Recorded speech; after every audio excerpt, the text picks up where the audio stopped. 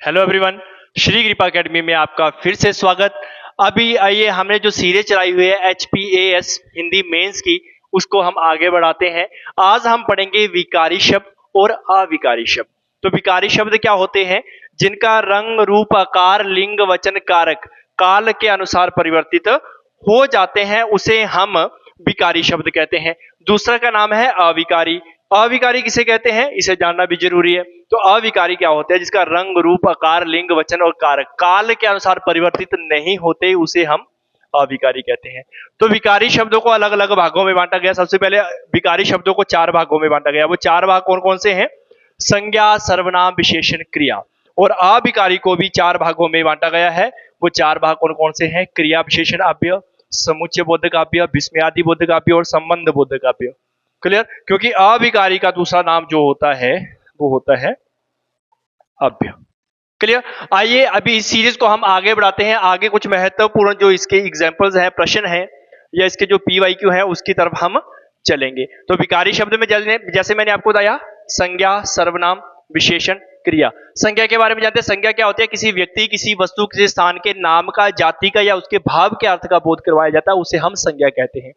अगर मैं सर्वनाम की बात करूं तो जो संज्ञा के स्थान पर प्रयुक्त हो शब्द होते हैं। क्लियर? तो संज्ञा के स्थान पर प्रयुक्त होने वाले शब्द सर्वनाम, विशेषण, जो इन दोनों की विशेषता, संज्ञा और सर्वनाम की विशेषता जो बताएगा उसे हम विशेषण कहते हैं। और लास्ट में हमें देखने को मिलेगी क्रिया। क्रिया किसे कहते हैं? किसी कार्य को करने या होने का जब बोध होता है उसे हम क्रिया कहते हैं। परंतु मैं बात करूं, ये पेन मेरा क्रिया क्यों नहीं है? क्लियर? चलना, बोलना, हंसना, पढ़ना, लिखना, ये क्रिया क्यों है? रीजन कोई ना कोई होगा। जैसे ये मेरा बोर्ड क्रिया क्यों नहीं है, मेरा मार्कर क्रिया क्यों नहीं है, पंखा लगा हुआ ऊपर ये क्रिया क्यों नहीं है, बल्ब जल रहा है ये क्रिया क्यों नहीं है? रीजन, क्योंकि हमने क्या, पढ़ती, पढ़ता, पठंती हमने सभी ने पढ़ा हुआ है, चलती, चलता, चलती सभी ने पढ़ा हुआ है। परंतु हमें क्रिया का बोध होना बहुत जरूरी है कि क्रिया बनती कैसे। क्या होता है? जैसे पठती, पठती के मूल धातु क्या है? पढ़। जब हम किसी भी मूल धातु के साथ ना प्रत्यय का जब हम प्रयोग करते हैं, उससे बनने वाला शब्द क्या होता है? क्रिया। तो पढ़ मूल धातु से ना प्रत्यय लगा के पढ़ना, चल मूल धातु से ना प्रत्यय लगा के चलना, लिख मूल धातु से ना प्रत्यय लगा के लिखना, तो ये क्रिया होती है। आइए कुछ इंपॉर्टेंट इसके जो फैक्ट है इसके बारे में चलते हैं। सबसे पहले संज्ञा की परिभाषा। संज्ञा किसे कहते हैं? जिस शब्द से किसी व्यक्ति, स्थान, वस्तु या भाव का बोध होता है। क्लियर? किसी व्यक्ति, किसी वस्तु, किसी स्थान के नाम का, जाति का या उसके भाव का जब बोध होता है उसे हम संज्ञा कहते हैं। संज्ञा को अलग अलग भागों में बांटा गया। संज्ञा के जो अलग अलग भाग कौन कौन से हैं? व्यक्तिवाचक संज्ञा, जातिवाचक संज्ञा और भाववाचक संज्ञा। अगर पूछा कि व्यक्ति संज्ञा कितने वेद हैं, तो 3। अगर कुल की बात की तो कुल 5 हो जाते हैं, जिसमें जातिवाचक के अंदर 2 और वेद देखने को मिलते हैं। समूह या समुदाय जातिवाचक संज्ञा, द्रव्यवाची जातिवाचक संज्ञा। सबसे पहले कौन सी संज्ञा आ रही है? व्यक्तिवाचक संज्ञा। तो व्यक्तिवाचक संज्ञा में क्या होगा? पर्टिकुलर चीज का नाम होगा, वो व्यक्तिवाचक संज्ञा में आएगी। जैसे फॉर एग्जांपल राम नाम है, व्यक्तिवाचक संज्ञा में आगे। अगर मैं बात करूं किसी वस्तु की, जैसे ये मेरा पेन है, मैंने पेन के ऊपर लिख रखा है रिनाल्डो, मेरा रिनाल्डो का पेन है, क्या ब्रांड है रिनाल्डो? पर्टिकुलर जब नाम ले रहा हूं तो ये वस्तु भी किस में चली गई? व्यक्तिवाचक संज्ञा में। अब मैं हिमाचल के धर्मशाला में इस टाइम हूं, तो धर्मशाला क्या एक पर्टिकुलर जगह है, जब पर्टिकुलर जगह भी होगी वो भी व्यक्तिवाचक संज्ञा में चला जाएगा। बोलने का मतलब ये है किसी पर्सन का पर्टिकुलर नाम, किसी वस्तु का पर्टिकुलर नाम या किसी जगह का पर्टिकुलर जब नाम होगा तो व्यक्तिवाचक संज्ञा में चला जाएगा। जैसे लिखा भी है, किसी विशेष व्यक्ति, स्थान या वस्तु का नाम। उदाहरण, उदाहरण जैसे राम, श्याम, सीता, गीता, ये सारे क्या है? नाम। मोहन, सोहन, साहिल, रोहित, कुछ भी जब पर्टिकुलर नाम होगा व्यक्तिवाचक संज्ञा में। दूसरी बात की जा रही है स्थान, तो स्थान क्या आ रहा है? धर्मशाला, कांगड़ा, शिमला,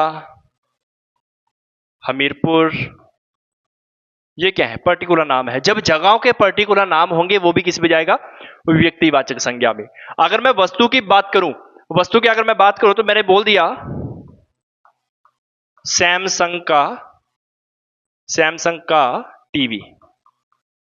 सैमसंग का टीवी किसमें? क्योंकि पर्टिकुलर, अगर मैं टीवी की बात करूं, टीवी बहुत सारे ब्रांड के हैं, सैमसंग का है, ठीक है, ऑस्कर का है, लिनोवो का है, बहुत सारे टीवी हैं। परंतु जब ब्रांड का पर्टिकुलर नाम लेंगे तो वो व्यक्तिवाचक संज्ञा में जाएगा। क्लियर? आगे मैं बात करता हूं जातिवाचक संज्ञा।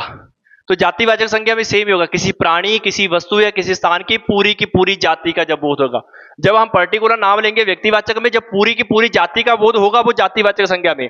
फॉर एग्जाम्पल मैं यहां पे नाम लेता हूं, जैसे मैं पहले नाम राम, श्याम, सीता, गीता, अगर मैं यहां पे लिख दूं लड़का, लड़की, गाय, भैंस, ये इनकी क्या है, पूरी की पूरी जाति की। लड़का मतलब किसी पर्टिकुलर एक लड़के की बात नहीं की जा रही, पूरी की पूरी जाति की। जब प्राणी की पूरी जाति का जब बोध होगा तो वो जातिवाचक संज्ञा में। अगर मैं बात करूं किसी वस्तु की, अगर मैं वस्तु की बात करूं, मैं अकेला, पहले मैंने ये बोला रोनाल्डो का पेन, अभी मैं अकेला पेन बोलता, पेन बहुत सारे ब्रांड के हैं, राइटोमीटर का है, सेलो का है, रोनाल्डो का है, एबीसी, बहुत सारे हैं। तो पेन की बात की, पेन की पूरी जाति की जब मैं बात करूंगा तो किस में चला जाएगा, जातिवाचक संज्ञा में। आगे आ रहा है स्थान, तो स्थान की पूरी जाति, जैसे हिमाचल, तो मैं हिमाचल क्या पर्टिकुलर जगह नहीं, हिमाचल पूरे के पूरे हिमाचल की बात की जाएगी। नदियां, पहाड़, नाले, समुद्र, ये सारी की सारी क्या है, जातियां। जब सारी की सारी जातियों का बोध होगा तो किस में चला जाएगा, जातिवाचक संज्ञा के अंडर। उसके बाद मैं बात करता हूं भाववाचक संज्ञा। तो भाववाचक संज्ञा में क्या होता है, भाव देखे जाते हैं, गुण, दोष, अवस्था, दशा, दिशा इत्यादि का जब बोध होगा वो भाव में चला जाएगा। जैसे गुण, अवस्था, धर्म, भाव, क्रिया का नाम, उदाहरण प्रेम, दया, भूख, क्रोध। अभी इसकी एक एक एग्जाम्पल हम समझेंगे, इसके आगे फिर कंटिन्यू करेंगे। व्यक्तिवाचक संज्ञा, तो व्यक्तिवाचक संज्ञा कैसे हुई, राम, ये हमने एग्जाम्पल समझ लिए। सिर्फ भाव पे आते हैं, क्लियर। तो भाव में क्या होया, बूढ़ा आदमी, बूढ़ा आदमी, इसकी एग्जाम्पल। दूसरा क्या है, गरीब व्यक्ति, ये भाव है कि पहले क्या आया, बूढ़ा है, क्लियर। दूसरा इसका भाव है, इसकी अवस्था है कि ये गरीब है, क्लियर। आगे आया छोटा बच्चा, तो बच्चे का भाव है कि वो क्या है, छोटा, उसके अंदर बचपन है, तो ये भाव में चला गया। इसी को आगे कंटिन्यू करते हैं, आगे हम इसके कुछ एग्जाम्पल कुछ देखेंगे। और आगे आ रहा है सर्वनाम। संज्ञा को हमने बहुत अच्छे से जाना। जातिवाचक संज्ञा ध्यान रखना, दो प्रकार की होती है जातिवाचक संज्ञा, समूहवाची जातिवाचक संज्ञा, द्रव्यवाची जातिवाचक संज्ञा। द्रव्य में क्या होता है, जहां पे द्रव्य पदार्थों का बोध होता है, जैसे सोना, चांदी, तांबा, लोहा, क्लियर, जो मेल्ट हो जाती हैं चीजें, पानी, तेल, पेट्रोल, डीजल, ये द्रव्य में आएगा। समूह या समुदाय, समूह में क्या आते हैं, सेना, पुलिस, जत्था, गुच्छा, ढेर, ये सारा क्या है, समूह में।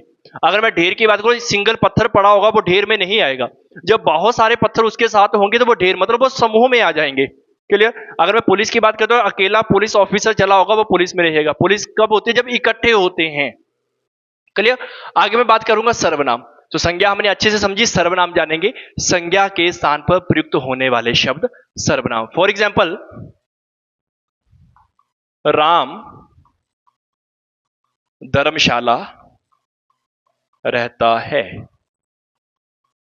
वह वहां पढ़ाता है। राम धर्मशाला रहता है, वह वहां पढ़ाता है। तो राम क्या हुई, संज्ञा, धर्मशाला की क्या हो रही है, संज्ञा। कौन सी संज्ञा, व्यक्तिवाचक संज्ञा। तो राम की जगह क्या आ गया, वह हमें देखने को मिलेगा, धर्मशाला की जगह क्या हमें देखने को मिलेगा, वहां। तो जो संज्ञा के स्थान पर प्रयुक्त होने वाले शब्द होते हैं वो हमेशा सर्वनाम ही कहलाते हैं। तो यहां पे लिखा है संज्ञा के स्थान पर प्रयुक्त होते हैं उन्हें सर्वनाम कहते हैं। सर्वनाम के भेद, पहला आया पुरुषवाचक सर्वनाम। अभी पुरुषवाचक सर्वनाम हमें जानना जरूरी है। तो पुरुषवाचक सर्वनाम क्या होता है कि वह सर्वनाम शब्द जिसमें वक्ता, जिसमें अपने लिए, सामने वाले के लिए या किसी अन्य की बात करेगा, क्लियर। तो यहां पे पुरुषवाचक सर्वनाम को हमने तीन भागों में बांटा हुआ है। तीन भाग कैसे होंगे, उत्तम पुरुषवाचक सर्वनाम, मध्य पुरुषवाचक सर्वनाम या अन्य पुरुषवाचक सर्वनाम। परिभाषा पे थोड़ा सा ध्यान देंगे, किसी व्यक्ति को सूचित करते हैं, अपने आप को भी, सामने वाले को भी, और सामने वाले से हम थर्ड पर्सन की बात भी करेंगे, जैसे मैं, हम, तुम, आप, वह, वे। अगर मैं बात करूं मैं, अगर मैं अपनी बात करूं मैं अपने आप से बात करूंगा, राम खाना खाया, मैं अपने आप से, मतलब उत्तम पुरुष की बात कर रहा हूं। मैं सामने वाले से बात करूंगा, क्लियर, सामने मेरे कोई भी बैठा हुआ है, मैं उससे करूंगा आपने खाना खाया, सामने वाले से बात कर लिया। अगर सामने वाले के साथ कोई तीसरा बंदा बैठा, मैं सामने वाले को बोलूंगा आपने खाना खाया, तीसरे पर्सन के बारे में ये पूछूंगा कि यह कौन है, क्लियर। एग्जाम्पल समझते हैं, मैं अपने आप को बोल रहा हूं, राम खाना खाया, मैंने अपने आप को बोला। जब थोड़ा यहां कंफ्यूजन हो जाएगी आपको, मैं थोड़ा सा इसको और इजी कर देता हूं। मैं पढ़ा रहा हूं, अपने आप से बात कर रहा हूं। सामने वाले, क्या आप पढ़ रहे हैं? क्या आप पढ़ रहे हैं? साथ में और कोई बैठा हुआ उनके पास, यह कौन है? यह कौन है? सबसे पहले मैंने, ये किस में आ गया? उत्तम पुरुष में। ये किस में आ गया? मध्य में। और ये किस में चला गया? अन्य में। ये तीनों बातें होंगी। यहां पे क्या है? मैं, तुम, क्या आ गया? और वह भी आ गया। यह, वह, ये, वे सारे सर्वनाम ही तो होते हैं। तो यहां पे क्या करूंगा, मैं अपनी बात भी करूंगा, सामने वाले से बात भी करूंगा, और साथ ही साथ में तीसरे से बात भी करूंगा। ये आ गया पुरुषवाचक सर्वनाम। उसके बाद आता है निजवाचक। निज का मतलब क्या होता है? खुद या अधीन। तो निजवाचक में क्या आएगा? जिसमें कर्ता खुद अपना कार्य स्वयं करेगा। तो यहां पे क्या आ रहा है? स्वयं के लिए प्रयुक्त होते हैं। जो शब्द स्वयं के लिए प्रयुक्त होते हैं, कि वह सर्वनाम शब्द जो खुद के लिए प्रयुक्त होंगे, उसे हम निजवाचक सर्वनाम कहेंगे। जैसे मैं अपना खाना स्वयं बनाता हूं। मैं अपना खाना स्वयं बनाता हूं, मतलब मैं अपनी बात कर रहा हूं। क्लियर? जैसे आगे, साहिल अपना गृह कार्य स्वयं करता है। मतलब जिसमें कर्ता अपना कार्य स्वयं करेगा, जो साहिल की जगह वह कर देते हैं, क्योंकि आपके दिमाग में यह भी आएगा कि सर्वनाम की बात कर रही है। तो वह अपना गृह कार्य स्वयं करता है। तो जिसमें कर्ता अपना गृह कार्य स्वयं करेगा, जब स्वयं कोई भी काम करेगा, वो आएगा निजवाचक सर्वनाम में। आइए आगे चलते हैं निश्चयवाचक सर्वनाम। तो निश्चयवाचक सर्वनाम क्या होता है? कि किसी निश्चित रूप से किसी की ओर संकेत करते हैं कि चीज है सो है, जो चीज निश्चित है। जैसे यह, वह, वही, वही। क्लियर? मतलब जो निश्चित वस्तु का बोध करवाता है या निश्चित किसी चीज का बोध करवाता है, वो निश्चयवाचक सर्वनाम में आता है। तो वह सर्वनाम शब्द जो निश्चित वस्तु का बोध करवाए, वो निश्चयवाचक सर्वनाम में आता है। जैसे मैंने बोल दिया, यह पेन मेरा है। यह पेन मेरा है, निश्चित है। क्लियर? बोल दिया मैंने, गाड़ी के पास खड़ा हूं, अपनी गाड़ी के पास खड़ा हूं, सामने खड़ा हूं, तो मेरे पास कोई लड़का खड़ा है, मैंने उसको बोल दिया वह गाड़ी मेरी है सो है। जो चीज मेरी है, जो निश्चित है, सो निश्चित है। क्लियर? यह, वह। क्लियर? तो जो चीज निश्चित होगी, वो किस में चला जाएगा? निश्चयवाचक सर्वनाम में। आगे हमें देखने को मिलेगा अनिश्चयवाचक सर्वनाम। तो अनिश्चितता प्रकट करते हैं, मतलब जहां पे हम गैस लगाएंगे, जहां पे हम गैस लगाएंगे, आइडिया लगाएंगे, वो अनिश्चयवाचक सर्वनाम में चला जाएगा। कैसे जाएगा? एग्जाम्पल के साथ समझते हैं। जैसे बाहर कोई आया है। बाहर कोई आया है, कौन आया है नहीं पता, क्योंकि हम क्या लगा रहे हैं? गैस। आगे, चाय में कुछ गिरा है, हमें नहीं पता क्या गिरा, क्या गिरा है नहीं पता। कोई मच्छर गिरा है, कोई मक्खी गिरी है, या एबीसी कुछ भी गिरा है, हमें नहीं पता। जब हम गैस लगाएंगे तो किस में चला जाएगा? अनिश्चयवाचक सर्वनाम में। आगे आता है प्रश्नवाचक सर्वनाम। तो प्रश्नवाचक सर्वनाम क्या होता है? प्रश्न पूछने के लिए प्रयुक्त। तो वह सर्वनाम शब्द जहां पे प्रश्न पूछे जाते हैं, यहां पे प्रश्न पूछे जाते हैं। फॉर एग्जाम्पल, मेरे सामने कोई पर्सन बैठा हुआ है, मेरे सामने कोई पर्सन बैठा हुआ, मैंने उसको सीधा पूछ लिया आप क्या कर रहे हैं? प्रश्न पूछा। जब प्रश्न पूछा जाएगा तो प्रश्नवाचक सर्वनाम में चला गया। जैसे मेरा कोई दोस्त आया, उसके साथ कोई पर्सन है, तो मैंने पूछ लिया यह कौन है? यह कौन है? आंसर राइटिंग करते समय थोड़ा सा ध्यान रखना, ये जो चिन्ह जो होते हैं इनका ध्यान रखना। जब भी हम प्रश्न पूछते हैं तो प्रश्नवाचक चिन्ह जरूर लगता है। क्लियर? तो यह कौन है, जहां पे प्रश्न पूछा जाएगा, वो प्रश्नवाचक सर्वनाम में चला जाएगा। कौन आ गया? आगे पूछा आपने क्या खाया? आपने क्या खाया? क्लियर, यहां पे प्रश्न पूछा जा रहा है, परंतु वह सर्वनाम, शुरू में हमें सर्वनाम जरूर लगाना पड़ेगा। कैसा, कैसा, इसमें मैंने पूछा आपने क्या खाया, तो इसने मुझे भी खिला दिया थोड़ा सा, तो ये मुझसे पूछ रहा है यह खाना कैसा बना है, यह खाना कैसा बना है। क्लियर, ये भी मुझसे प्रश्न पूछ रहा है, मैं सामने वाले से पूछूंगा, सामने वाले मुझसे पूछेंगे, तो ये किसमें चला जाएगा, प्रश्नवाचक सर्वनाम में। आगे हम देखेंगे संबंधवाचक सर्वनाम, आगे हम देखेंगे संबंधवाचक सर्वनाम। तो संबंधवाचक सर्वनाम में क्या होगा, संबंध बताने के लिए, जैसा, वैसा, जैसे, वैसी, जिसकी, उसकी, जहां पे स्पष्ट संबंध का बोध होगा, तो जो, जिसका, जिसे, जो, सो, क्लियर, जिसका, उसका, जिसकी लाठी उसकी भैंस, क्लियर, जैसी करनी वैसी भरनी, ये सारा हमें संबंधवाचक सर्वनाम में देखने को मिलेगा। आगे चलते हैं विशेषण की तरफ। संज्ञा हमने समझा, सर्वनाम हमने समझा कि संज्ञा क्या होती है, सर्वनाम क्या होता है, इसको बहुत अच्छे से हमने समझा। अगर कोई प्रश्न है तो कमेंट सेक्शन में आप प्रश्न डाल सकते हैं। आइए आगे हम चलते हैं विशेषण की तरफ। विशेषण क्या होता है, जो संज्ञा और सर्वनाम, संज्ञा और सर्वनाम की विशेषता का बोध करवाते हैं, उसे हम विशेषण कहते हैं। तो यहां पे भी लिखा है जो शब्द संज्ञा सर्वनाम की विशेषता बताते हैं उसे विशेषण कहते हैं। तो विशेषण के वेद, सबसे पहला गुणवाचक विशेषण। तो गुणवाचक विशेषण की बात करेंगे, संज्ञा के गुण बताते हैं।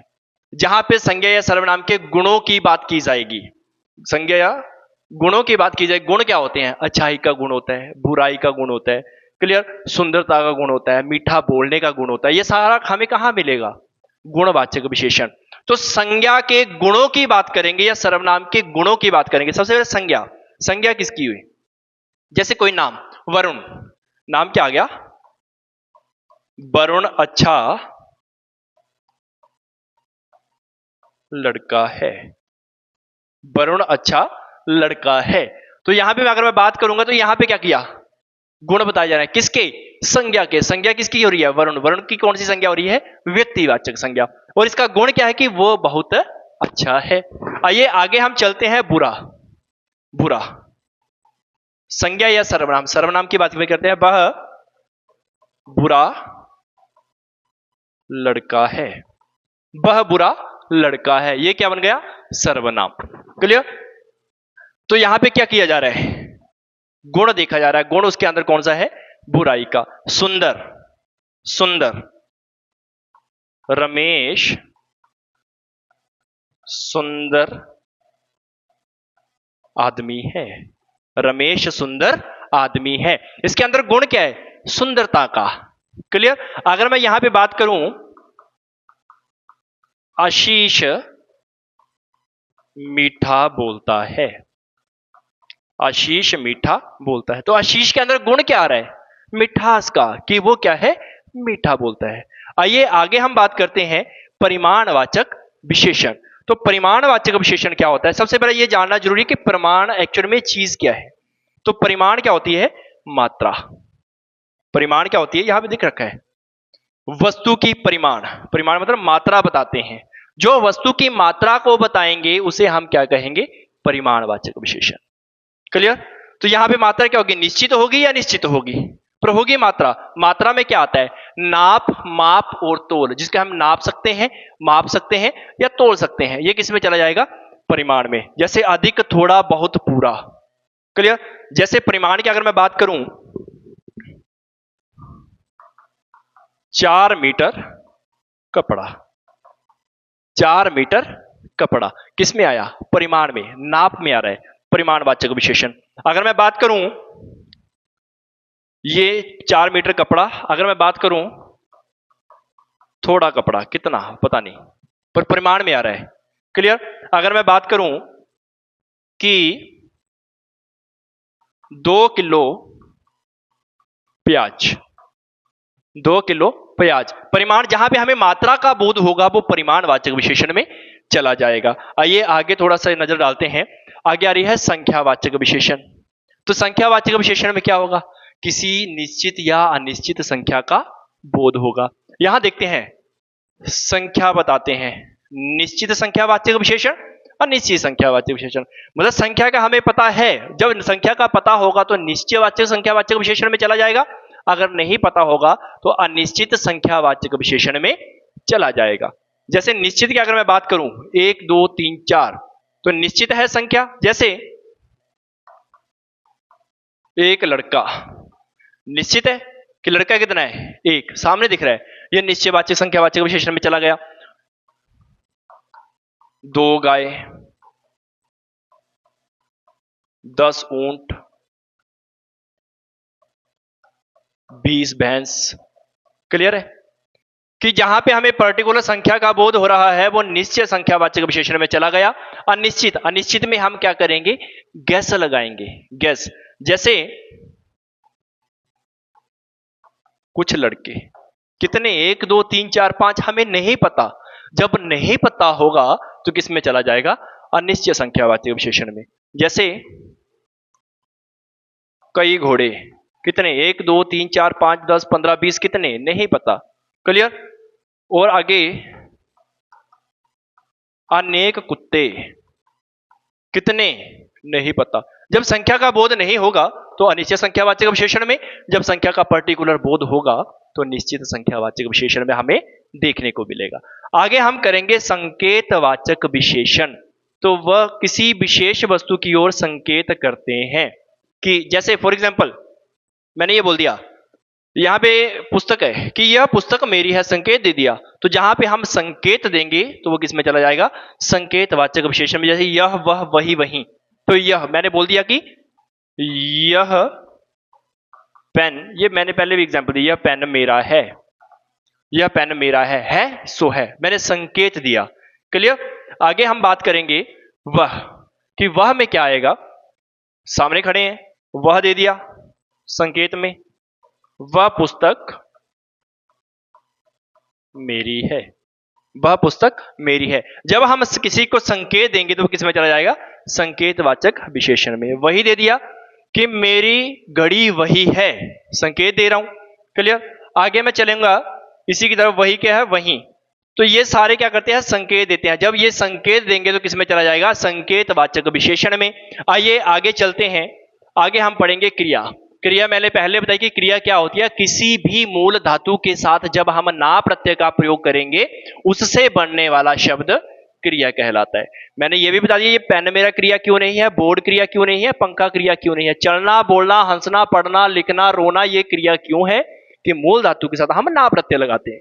क्लियर। तो क्रिया आ रही है, क्रिया के भेद, क्रिया के भेद। सब क्रिया दो प्रकार की होती है, ध्यान समझना, क्रिया हमेशा दो प्रकार की ही देखने को मिलेगी, सकर्मक और अकर्मक। सकर्मक क्रिया क्या होती है कि क्रिया जो होती है जहां पे हमें कर्ता और क्रिया के साथ कर्म देखने को मिलता है, जहां पे कर्ता और क्रिया के साथ साथ हमें कर्म देखने को मिलेगा वो क्रिया सकर्मक होगी। जहां पे कर्ता और क्रिया के साथ कर्म नहीं देखने को मिलेगा वो क्रिया अकर्मक होगी। क्रिया के भेद, पहला कर्म के आधार पर, तो कर्म के आधार पर क्रिया के दो भेद, सकर्मक और अकर्मक। क्या लिखा है, जिन क्रियाओं का अर्थ पूरा करने के लिए कर्म की आवश्यकता होती है, जहां पे हमें कर्म देखने को मिलेगा वो क्रिया क्या होगी, वो क्रिया होगी सकर्मक। फॉर एग्जाम्पल राम, राम कक्षा में, राम कक्षा में पुस्तक पढ़ा रहा है, राम कक्षा में पुस्तक पढ़ा रहा है। तो क्रिया क्या हो रही है यहां पे, कर्ता, पहले मैंने क्या बोला, कर्ता और क्रिया के साथ कर्म देखने को मिलेगा। कर्ता क्या है, राम, और क्रिया क्या हो रही है, पढ़ाने की। क्या पढ़ा रहा है, पुस्तक, पुस्तक, पुस्तक क्या हो गया, कर्म। कहां पढ़ा रहा है, कक्षा में, कर्म कहां कर रहा है, कक्षा में, कक्षा भी कर्म हो गई। क्लियर। ये क्रिया क्या हो गई, सकर्मक। सकर्मक क्रिया क्या होती है, जहां पे हमें एक कर्म भी देखने को मिलेगा और द्विकर्मक, दो कर्म भी देखने को मिलेगा। कर्मक क्रिया के दो भेद होते हैं, एक कर्मक और बहुकर्मक, जिसे हम द्विकर्मक के नाम से भी जानते हैं। एक कर्मक में क्या होता है, सिर्फ एक ही कर्म हमें देखने को मिलता है, और द्विकर्मक में क्या होगा, इसमें दो या दो से अधिक कर्म देखने को मिलेंगे। द्विकर्मक का एग्जाम्पल मैंने यहां पे आपको दे दिया है। एक कर्मक का एग्जाम्पल देता हूं, राहुल खाना खाते खाते, खाना खाते खाते पढ़ता है। राहुल खाना खाते खाते पढ़ता है। तो यहां पे राहुल क्या है? कर्ता, और यहां पे पढ़ता क्या है? क्रिया, और कर्म कर रहा है यहां पे क्या? खाना खाने का। ये सिंगल कर्म भी यहां पे देखने को मिलेगा। कर्मक में क्या होगा? जब क्रिया कर्म के सहित होगी वो क्रिया कर्मक होगी। कर्म क्रिया के दो भेद हैं, एक कर्मक या द्विकर्मक। एक कर्मक में हमें एक कर्म देखने को मिलेगा और द्विकर्मक में हमें दो कर्म देखने को मिलते हैं। इसका दूसरा भेद अकर्मक क्रिया। अकर्मक क्रिया क्या होती है? जहां पे कर्ता और क्रिया के साथ हमें कर्म देखने को नहीं मिलता। जैसे जैसे राम पढ़ा रहा है। राम पढ़ा रहा है, कर्ता क्या आया? राम। क्रिया क्या हो रही है? पढ़ाने की। कर्म देखने को मिला? नहीं मिला। जहां पे हमें क्या पढ़ा रहा है नहीं पता, कहां पढ़ा रहा है नहीं पता, क्योंकि कर्म हमें देखने को नहीं मिल रहा। जब कर्म हमें देखने को ना मिले तो क्रिया क्या होगी? अकर्मक। क्लियर? आइए आगे चलते हैं। रूप के आधार पर, मतलब प्रयोग या रचना के आधार पर क्रिया। तो पहले क्या आ रही है? मुख्य क्रिया, सहायक क्रिया, संयुक्त क्रिया। यहां पे इस पेज पे हमें देखने को मिल रही है। मुख्य क्रिया क्या होती है? जो अपने काम में कार्य को प्रकट करती है। जैसे कोई भी क्रिया, जैसे एग्जाम्पल देते हैं, राम पढ़ाता है। राम पढ़ाता है। राम तो यहां पे करता है, पर यहां पे क्या बोल रहा है? साथ में पढ़ाता है। यहां पे मुख्य क्रिया क्या हो रही है? पढ़ाने की। यहां लिखा हुआ है। क्लियर? बच्चा खेलता है, तो बच्चा यहां पे खेल रहा, मुख्य क्रिया क्या हो गई? खेलना। लिखना भी होते हैं। श्याम लिखता है, लिखना मुख्य क्रिया हो गई। इसी के साथ साथ अगर मैं बात करूं श्याम के साथ पढ़ना, तो यहां पे पढ़ना आ गया, पढ़ाता कर दिया मैंने, खेलना कर दिया, लिखना कर दिया। क्लियर? जहां पे क्या होगा? मुख्य क्रिया देखने को मिलेगी, वो मुख्य क्रिया में चला जाएगा। आगे आता है सहायक क्रिया। सहायक क्रिया क्या होती है? क्रिया की जो सहायता करता है, क्रिया की जो मुख्य क्रिया की सहायता देती है। जैसे हूं, है, था, रहा, गया, होगा। जैसे वह पढ़ रहा है, यहां पे एक एग्जांपल दे रखी है, वह पढ़ रहा है। तो यहां पे क्रिया क्या हो रही है? पढ़ने की। परंतु यहां पे बात क्या की गई है? अगर यहां पे है नहीं होता तो वो पढ़ता ही रहता। तो उसे रोकने के लिए किसकी सहायता ली जाती है? जो क्रिया के साथ शब्द जो प्रयुक्त होता है। तो यहां पे कौन सा शब्द है? कोई भी क्रिया, जैसे यहां पे है, जो क्रिया की सहायता करेगा उसे हम, जो मतलब मेरा बोलने का ये कि जो अंतिम शब्द होगा वो क्रिया सहायक क्रिया होगी। क्लियर? आगे आता है संयुक्त क्रिया। दो क्रियाओं के मिलने से बनती है। दो क्रियाओं के मिलने से जो क्रिया बनती है उसे हम संयुक्त क्रिया कहते हैं। जैसे राम खाना खाने के बाद चला गया। राम खाना खाने के बाद चला गया। तो यहां पे क्रिया क्या देखने को मिल रही है? एक तो जाने की मिल रही है, जाने की। दूसरी क्रिया क्या है? खाने की। खाना भी क्या है? क्रिया। जहां पे हमें दो क्रियाएं देखने को मिलेंगी वो किस में चला जाएगा? संयुक्त क्रिया में। दूसरा, अगर मैं इसी की बात करूं तो बहुत सारे इसकी एग्जाम्पल बन सकती है जहां पे दो मुख्य क्रियाएं रहेंगी। क्लियर? तो वो किस में चला जाएगा? संयुक्त क्रिया में। आइए आगे हम समझते हैं इसकी एग्जाम्पल। काल के आधार पर क्रिया। काल कितने प्रकार के होते हैं? तीन। एक काल निकल गया, एक चल रहा और एक चलेगा। तो काल के आधार पर क्रिया। काल कौन है? जो चला गया उसे हम क्या बोलेंगे? भूतकाल। जैसे कल हमने, जैसे मैं बात करूं, कल हमने संधि पढ़ी। कल हमने संधि पढ़ी, किसमें चला गया? भूतकाल में, जो समय हो चुका है। वर्तमान की बात करूं, अब हम विकारी शब्द पढ़ रहे हैं वर्तमान में। अगर मैं भविष्य की बात करूं, कल हम उपसर्ग प्रत्यय पढ़ेंगे, ये किसमें चला गया? भविष्य काल में। क्लियर? तो ये काल के आधार पर क्रिया मुझे लगता है शुरू से ही आप पढ़ रहे हैं। ये हो गए आपके विकारी शब्द। तो विकारी शब्द मुझे लगता है बहुत अच्छे से आपको समझ आए होंगे। और साथ ही साथ आज हम साथ में पढ़ेंगे अविकारी। तो अविकारी की अगर मैं बात करूं तो अविकारी क्या होते हैं? जिनका रंग, रूप, आकार, लिंग, वचन, कारक काल के अनुसार परिवर्तित नहीं होते। जिनके होते हैं उसे हम विकारी शब्द कहते हैं, और जिनके नहीं होते उसे हम अविकारी शब्द कहते हैं। आइए इसकी तरफ थोड़ा सा प्रकाश डालते हैं। अविकारी शब्दों के वेद क्रिया विशेषण। अब क्रिया विशेषण क्या है? क्रिया तो हमने पढ़ी, किसी क्रिया किसी मूल धातु के साथ ना प्रत्यय लगा के जिससे जो शब्द बनेगा उसे हम क्रिया कहते हैं। पर यहां पे बात क्या दे रखे हैं? क्रिया विशेषण, जो क्रिया की विशेषता को बताएगा। जैसे मैं राम क्या कर रहा है? चल रहा है। क्या कर रहा है? चलना क्रिया है। पर कैसे चल रहा है? धीरे धीरे, धीरे धीरे। तो धीरे धीरे चलने की क्या हुई? विशेषता। यहां पे यही है, क्रिया या वाक्य की विशेषता करते हैं। क्रिया या वाक्य की विशेषता जो करते हैं वो क्या होता है? क्रिया विशेषण। जैसे मैं बात करूं, चेतक घोड़ा